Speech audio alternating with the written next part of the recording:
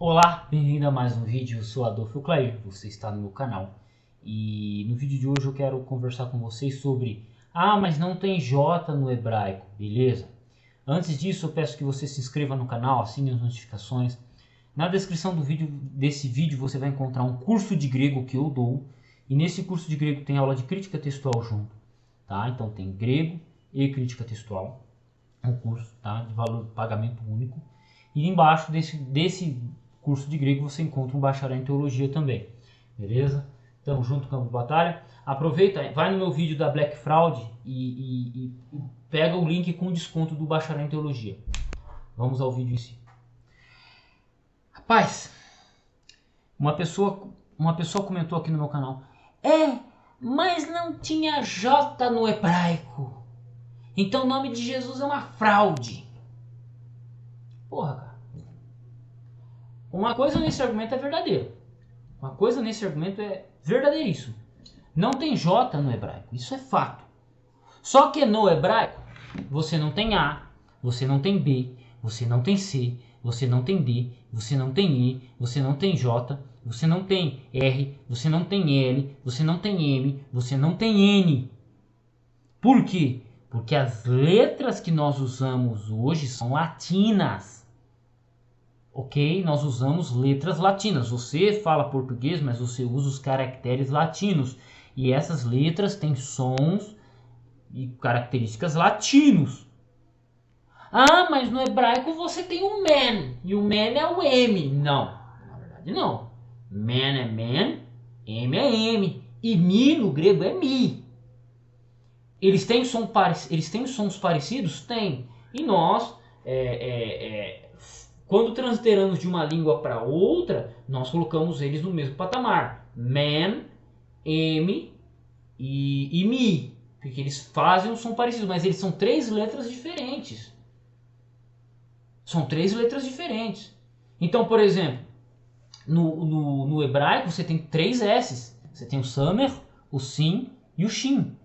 No grego você só tem uma palavra que tem um som silabante, que é o sigma. Nos caracteres latinos, que é o que a gente usa em língua portuguesa, só tem um S. Só tem um S. Então, não é porque você tem três S's de maneira assim, você tem três S's no hebraico. Sim, Shin e Samer. Você tem três S, três maneiras de pronunciar, tem três letras que tem um som parecido com S. No grego você só tem uma. Então como é que você faz para transliterar de quando você pega um nome de uma língua e leva para outra? Se você pegar e pesquisar, eu estava dando uma olhada esses dias, quem quiser, cara, fica a dica, procura aí como surgiu o sotaque caipira. Né? Por que nós temos regiões aí que o pessoal fala porta, porteira? Né? Por que nós temos gírias? Por exemplo, pega um japonês que fala português. O cara nasceu no Japão, viveu no Japão e ele aprendeu a falar português. Pega um alemão que nasceu na Alemanha e vem morar no Brasil. Pega um alemão falando português. Tem o Caio Alemão, tem uma moça aí que é piadista também, que ela é comediante. Você percebe que o sotaque deles é diferente. Por quê? Porque a maneira como eles pronunciam as palavras é diferente como a gente pronuncia as palavras em português. Né? Até um amigo que mora em Santa Catarina, ele chegou para mim um dia e falou assim: Adolfo, sabe qual que é o seu problema para falar inglês e alemão? Tá tentando. Falou assim: problema que você tá nós aqui de língua latina, português, espanhol, francês, que são as línguas que eu mais me identifico.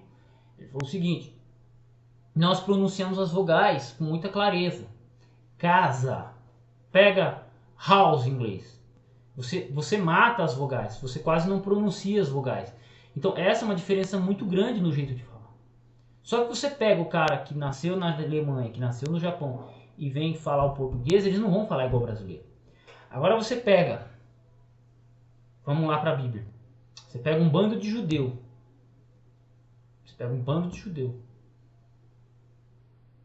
Que traduz a Bíblia para o grego. O que vai acontecer, irmão? Você vai ter que adaptar nomes.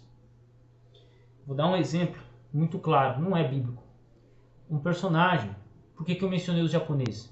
Tem um personagem que eu gosto pra caramba dele, Raizen. O nome dele é Raizen. No Brasil ele é Raizen. Se você for lá no Japão é Leizen. Leizen? Por que Leizen ou Leizen? Porque o japonês não tem R, cara. Entendeu? Então o jeito que o nome é pronunciado lá no japonês foi trazido para nós aqui, facilitado como Raizen. Porra, cara. Entendeu? Então você pega Yeshua, que é o nome de Jesus no hebraico, Josué também, Yeshua. É assim que está na Bíblia hebraica. É assim que está na Bíblia hebraica. É só você pegar uma Bíblia em hebraico. Aqui, ó. Se você está achando ruim comigo, é só você pegar uma Bíblia em hebraico e procurar Yeshua, filho de Nun. Yeshua, filho de Nun. É Yeshua, não é Yehoshua, não é Yalsha, não é nada. É Yeshua. Você tem Yehoshua para em outros casos, mas no caso de Josué é Yeshua. Yeshua, o Senhor é minha salvação. É assim que está na Bíblia hebraica. É assim que está na Bíblia hebraica, tá? Não é Yalsha, não. É Yeshua. É Yeshua. Se você está achando ruim comigo, você vai ter que pegar a sua Bíblia em hebraico e me mostrar onde está escrito Yalsha. Onde está escrito Yalsha. Tá? Vai ter que mostrar na Bíblia onde está escrito Yalsha. Se não me mostrar dentro da Bíblia, no hebraico, nem adianta vir reclamar comigo. Você tem que me mostrar no hebraico aqui, ó, na Bíblia hebraica. Opa, Yeshua, filho de Nun. Yeshua, Josué, livro de Josué, livro de Yeshua. Tá? Quinto livro da Bíblia. Quinto não, sexto livro, né? Você tem a Torá, você tem o primeiro livro depois de Deuteronômio. Perfeito? Yeshua. Yeshua, como é que isso é pronunciado para um grego? Bom, nomes terminados em alfa, A, para o grego soa como feminino. Você pode pegar uma gramática de grego, pega uma gramática de grego qualquer na internet, baixa o PDF e pesquise sobre a primeira declinação. Pesquise sobre a primeira declinação e sobre a segunda declinação. Você vai perceber o seguinte, que os nomes terminados em O são masculinos. Tipo litos, antropos, cosmos, são nomes masculinos. E você vai ter nomes femininos normalmente terminado com alfa, né, que vão seguir uma declinação feminina, são declinações diferentes. O que acontece? Você tem um nome, Yeshua daria um som feminino para Jesus, mas Jesus é um nome de homem e Jesus é um nome masculino. Então o que os tradutores da Bíblia fizeram? Aqueles que tinham contato com a Bíblia hebraica e contato com a Septuaginta, contato com a língua grega.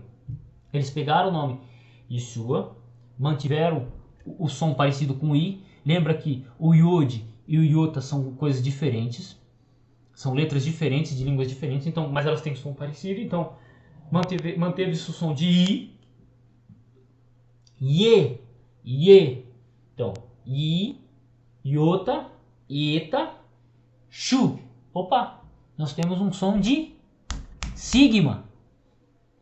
Você tem um som de sigma, você tem um shin no Yeshua, e aí você tem um som de sigma, Yesu, né? No grego você não tem o som de U, você não tem uma letra que tenha som de U. No hebraico você tem uma letra que tem som de U, Nun não. O Nun é M.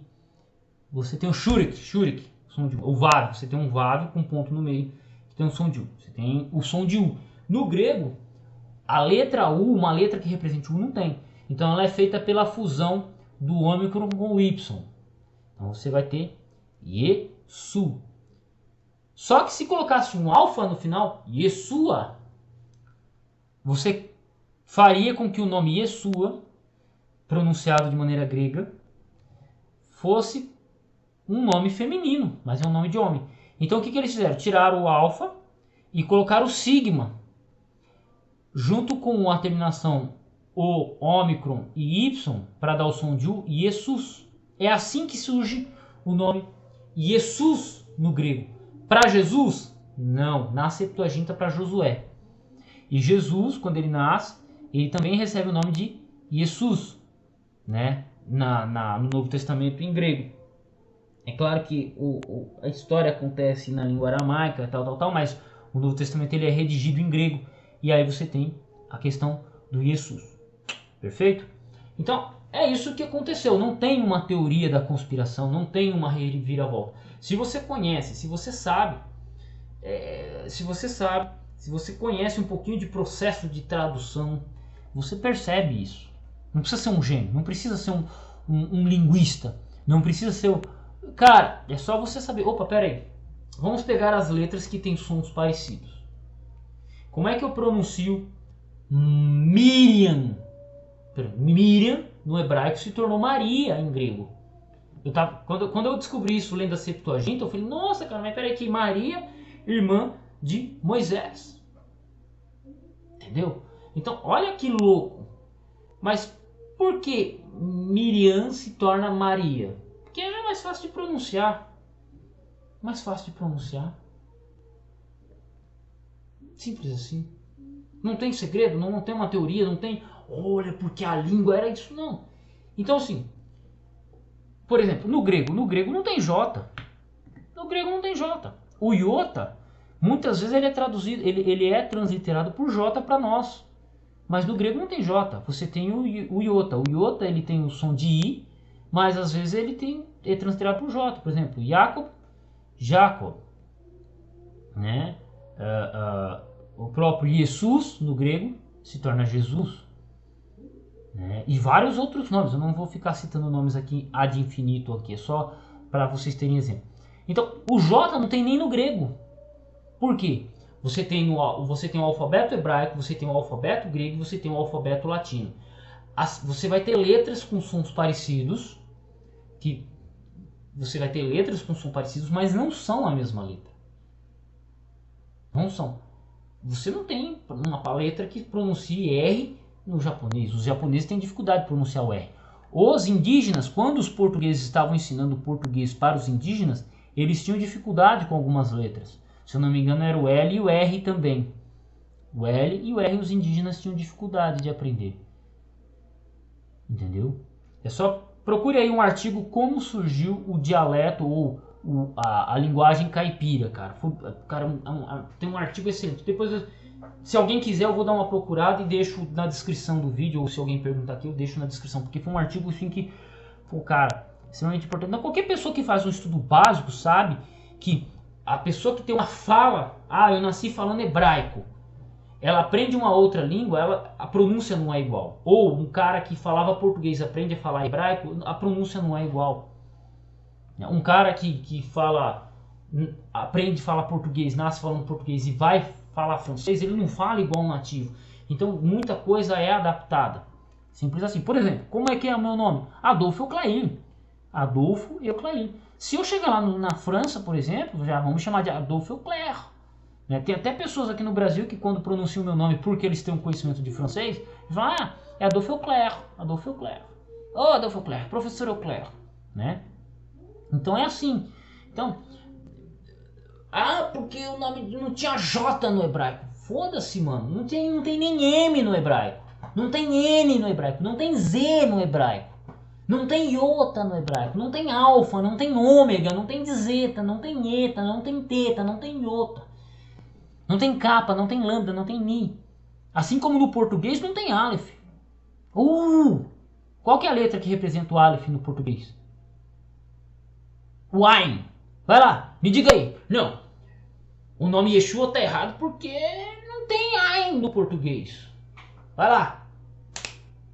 Comece o mimimi, comece a teoria. Vai lá, eu quero ouvir.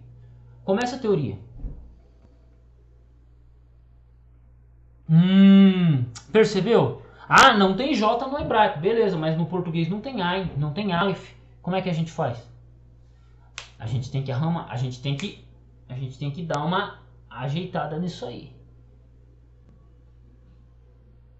Opa! Só tem um S. Só tem uma letra que tem som de S em língua portuguesa, no caractere latino. Quantos S tem no hebraico? Tem 3. Sim, shin. Tem 2 T, né? Tem o Tav.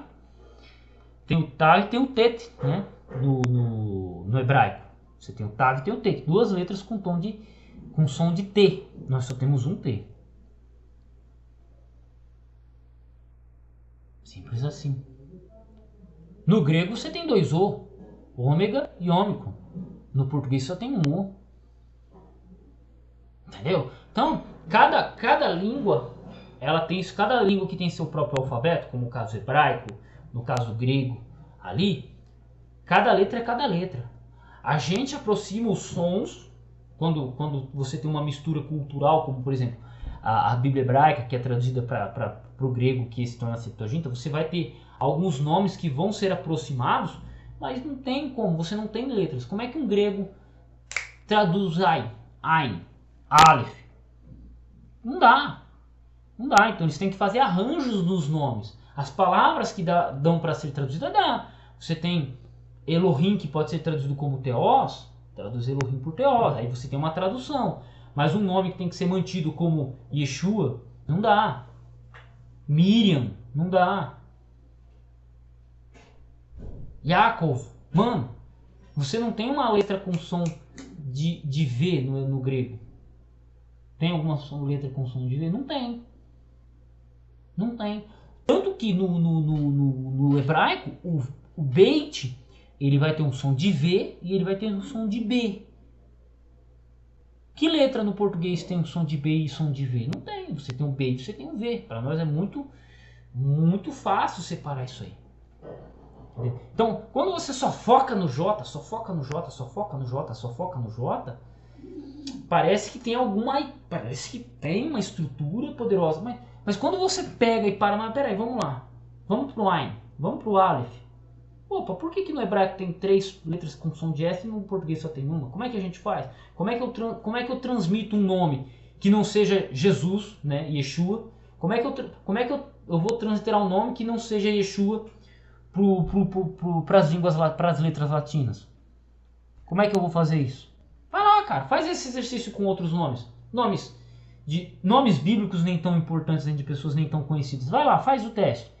Você vai ver que não dá para você colocar uma regra. Não existe uma regra. Não existe uma estrutura.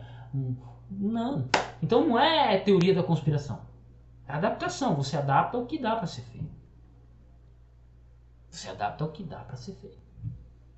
Assim como no hebraico você vai ter 2, 3 palavras. Eu me lembro que tem umas palavras que elas têm o mesmo som de fala, mas elas são palavras diferentes porque elas têm construções diferentes. Uma tem um Aleph e outra tem um Ain. Para quem fala grego ou para quem fala português, é a mesma palavra. Vai escrever do mesmo jeito, mas para quem lê e para quem escreve em hebraico sabe disso. Você tem Aleph com Aleph e você tem Aleph com Ain, que uma significa uma coisa, outra significa outra, por exemplo. Uma palavra que está vindo aqui na cabeça aqui, rápido. Então é assim.